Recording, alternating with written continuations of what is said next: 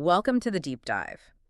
You've asked us to cut through the noise on a fascinating geopolitical story, and today, we're unpacking your sources on what looks like a truly stunning reversal. It really is. Imagine this powerful regional body, the African Union, doing almost a complete 180, going from, well, strong condemnation to something like admiration. Yeah, it's a shift that's really got people talking across the continent for, over a year? Burkina Faso was seen with suspicion, maybe silence, sometimes even open criticism by the AU. Exactly. So the subject of our deep dive today, Burkina Faso and its military leader, Captain Ibrahim Traoré. He's been right at the heart of all this debate, both continentally and globally, really since he took power in 2022. And early on, the African Union, well, like a lot of international bodies, it condemned Traoré's military transition. The official line cited concerns over, democratic norms, rule of law, regional stability. Right. The usual language. Right, the standard diplomatic concerns. But if you dig into your sources, beneath that surface language, there was something deeper going on, a real tension. Traoré's stance was unapologetically anti-neocolonial, particularly aimed at France's influence, where those economic and political ties often feel like echoes of the colonial past for many. Right. And his push for stronger African alliances outside the usual Western frameworks, that was seen by the AU's, let's say, more traditionalist members as, well, radical, even destabilizing. These traditionalist members often being nations with long-standing ties to former colonial powers. Precisely. So that perception had real teeth. Burkina Faso faced sanctions. They were kept out of regional summits under constant scrutiny. So how did Traoré handle that pressure, that isolation? Well, the sources are pretty clear. He didn't flinch, remained completely undeterred. He actually declared quite famously that sovereignty and the welfare of his people weren't up for trade, certainly not for diplomatic applause. So for a good while there, it really felt like Burkina Faso was kind of out in the cold, diplomatically speaking. Definitely isolated on the world stage, yeah. Okay, so that sets the scene for this dramatic shift we mentioned. What actually triggered this big reconsideration by the AU, and what was their goal when they finally decided to visit? Well, what's interesting is that this visit wasn't just out of the blue. It seems it was the result of growing pressure from within the AU itself. Oh, interesting. Yeah, particularly from younger member states, more reform-minded voices. They were pushing the Union to actually engage with Burkina Faso rather than just keep isolating them. So dialogue over sanctions. Exactly. Yeah. And after apparently months of back and forth, an official AU delegation, including some top commissioners, finally landed in Ouagadougou. Right. And their mission was pretty critical to figure out what's actually happening on the ground, and crucially hear directly from Captain Traoré himself. That closed-door meeting must have been intense. How did it go down? It was definitely highly anticipated. Their mission was, twofold. Get the ground truth, but really listen to Traoré. And by all accounts, that session, which lasted several hours, was quite something. He didn't just talk, did he? No. Your sources suggest he really laid it all out. His administration's vision, the challenges they face, the roadmap for Burkina Faso's future. Apparently with remarkable conviction. He went into detail on security reforms, these ambitious agricultural plans, youth empowerment programs. And rebuilding state institutions, too, right, from the ground up. Yes, exactly. But what reportedly really struck a chord, the powerful message, was him framing Burkina Faso's struggle not just as their own, but as Africa's struggle. Ah, okay. This fight for sovereignty, for dignity, for self-determination, he positioned it as a continental issue, not just a local Burkinabe one. That's a powerful framing. It is. And importantly, it wasn't just rhetoric inside the presidential palace. Over the next couple of days, the AU delegates actually went out. They toured the country. What did they see? I mean, it's one thing to hear plans, quite another to witness them in action. That seems to be the key takeaway.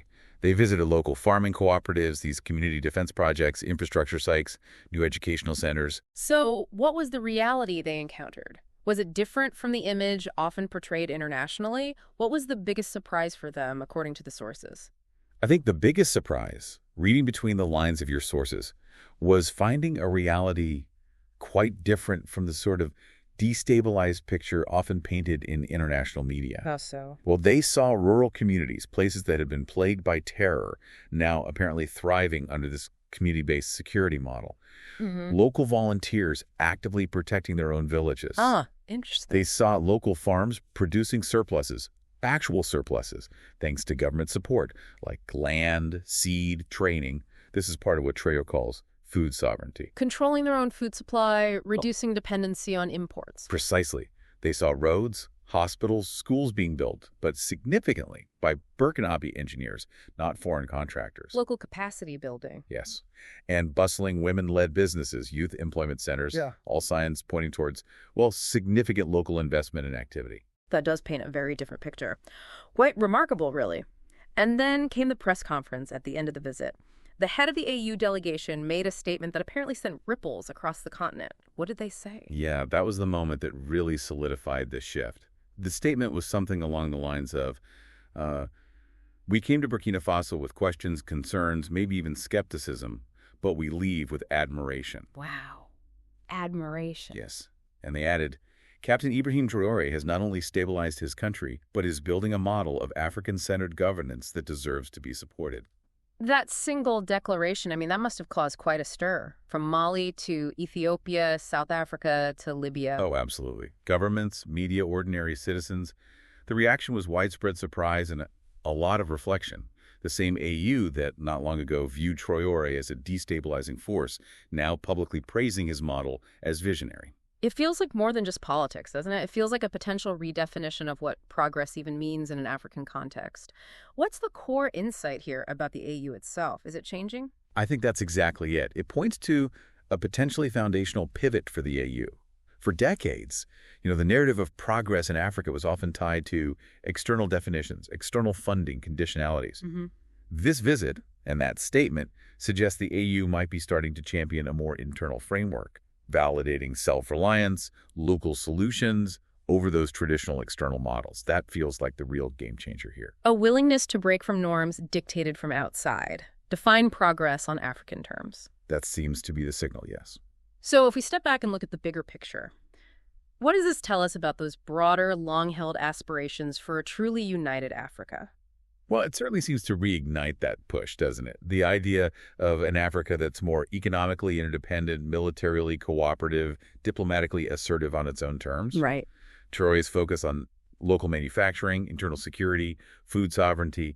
These things resonate deeply with many African nations trying to break free from cycles of dependency. And are we seeing this ripple outwards already? Yeah. In other countries? Your sources suggest yes. Renewed debates in parliaments, opposition parties in some places pointing to Burkina Faso and saying, why aren't we pursuing similar self-reliant models? Just definitely stirring the pot. And it's not just governments talking, is it? What about the youth reaction? That seems particularly significant here. Hugely significant. Across social media, you saw hashtags like #Traoré, #Africans, #NewAU just explode. They were trending for days. Really? Yeah. Young people from, all over Kenya, Cameroon, Ghana, you name it, actively calling on their own leaders to follow Burkina Faso's example. Put people first, invest locally, cut the cords of, perceived foreign control. So Traoré has become more than just a national leader. For many young Africans, it seems he's become a symbol of challenging the status quo, of forging a different path. Your sources really highlight this resonance, particularly with the younger generation. That leads to another point, the potential impact on the African Union itself. It's often been criticized, hasn't it? Seen as slow, bureaucratic, maybe detached from ordinary people. Could this visit actually pressure the AU to evolve? That's a really crucial question. And potentially, yes. This engagement with Burkina Faso, this shift in stance, could be seen as a step towards becoming an institution that feels more representative of everyday Africans, not just the elites or governments. Is there any concrete follow-up being discussed?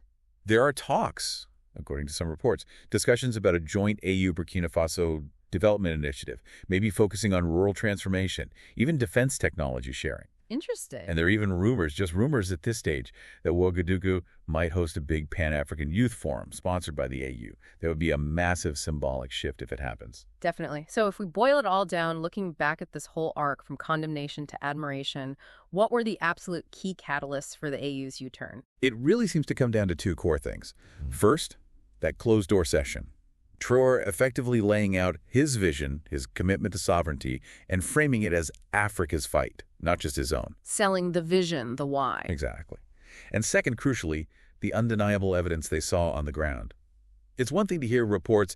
It's totally different to see those communities apparently thriving with their own security, see the farms producing surpluses, the infrastructure being built by local talent, the economic activity. Seeing is believing, essentially. It seems so. And that final declaration from the AU delegation head, expressing admiration and pledging cooperation, that just sealed the deal publicly. So thinking about the macro level, what does this entire episode, this deep dive, suggest for Africa's future trajectory? Well, I think it signals, potentially, a growing willingness within the AU, or at least parts of it, to step away from externally imposed norms and start defining African progress on African terms. Okay. It definitely gives fuel to that dream of a more united, self-reliant Africa, economically, militarily, diplomatically, and the resonance with the youth. That's powerful. Yeah. It shows a real hunger for leaders who prioritize their own people, build local capacity, and challenge that old dependency model. So connecting this to the bigger picture, If we connect this to the bigger picture, it really forces us to ask a provocative question, doesn't it? which is, How might this dramatic change in the AU's stance towards Burkina Faso do more than just reshape regional diplomacy? Could it actually inspire a fundamental rethink right across the continent about how progress and stability are even defined? moving away from traditional metrics tied to external partnerships. Exactly. Prompting other nations to perhaps prioritize self-reliance, local solutions, maybe looking inward more than outward. It suggests, as some commentators are putting it, that maybe the ice is broken. And Burkina Faso, in this view, becomes a kind of pioneer. A pioneer, yeah. Signaling perhaps that Africa's waking up to new possibilities, new ways of doing things. On its own terms, it's definitely something to watch.